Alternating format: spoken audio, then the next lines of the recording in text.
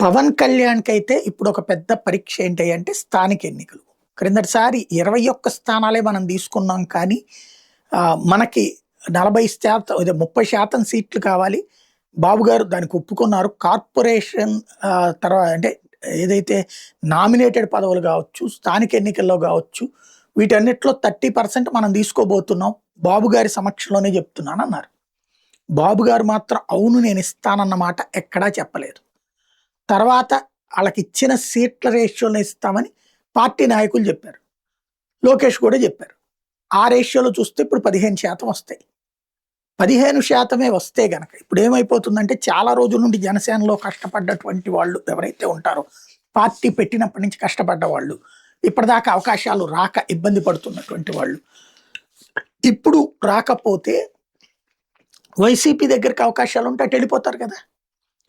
వాస్తవంగా క్రిందటిసారి ఎంపీటీసీ, జెడ్పీటీసీలో అప్పుడు తెలుగుదేశం వదిలేస్తే, వదిలేస్తే పోటీ చేసిన జనసేనోళ్ళు. పోటీలో నిలబడిన జనసేనోళ్ళు. వాళ్ళు స్ట్రాంగ్‌గా ఉన్నారని వాళ్ళతో పొత్తులు పెట్టుకొని తెలుగుదేశం గెలిచింది.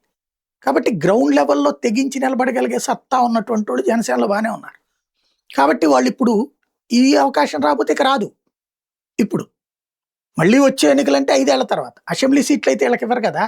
Councillor, corporator, sarpanch, MPTC, ZPTC ఇట్లాంటి ఛాన్సెస్. దాంతో అవకాశాలు ఇప్పుడు వైఎస్ఆర్ కాంగ్రెస్ పార్టీ సాంతం నాశనం అయిపోయింది, పతనం అయిపోయింది. పదే పదే బాబు గారు చెప్తున్నది అదే. అప్పుడు ఆగిపోతారు.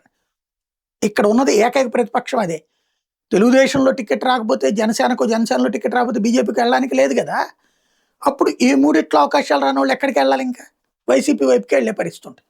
కాబట్టి ఎట్టి పరిస్థితులు అందులో మొన్న మధ్యన ఏదైతే నాదెళ్ల మనోహర్ గారు మన దగ్గర అంత ఓపిక ఉండాలి, అంత శక్తి ఉండాలి, అప్పుడు మనం అడగాలి, జెండా పెట్టుకున్నంత మాత్రానో, బ్యానర్ పెట్టుకున్నంత మాత్రానో, పేపర్‌లో యాడేసినంత మాత్రానో మనకి శక్తివంతులం కాదు అనగానే పెద్ద ఎత్తున తిరగబడి ట్రోల్ చేశారు జనసేన వాళ్ళు. అందుకని లేదు లేదు మనకి సత్తా ఉంది, మనం ఎక్కువ తీసుకోవాలి అని కూడా చెప్పుకొచ్చారు. ఆల్రెడీ ఆ ప్రెషర్ ఉంది. అందుకనినే పవన్ కళ్యాణ్ 30% ఎక్స్‌పెక్ట్ చేస్తున్నారు అన్నటువంటిది ప్రధానంగా వినబడుతుంది.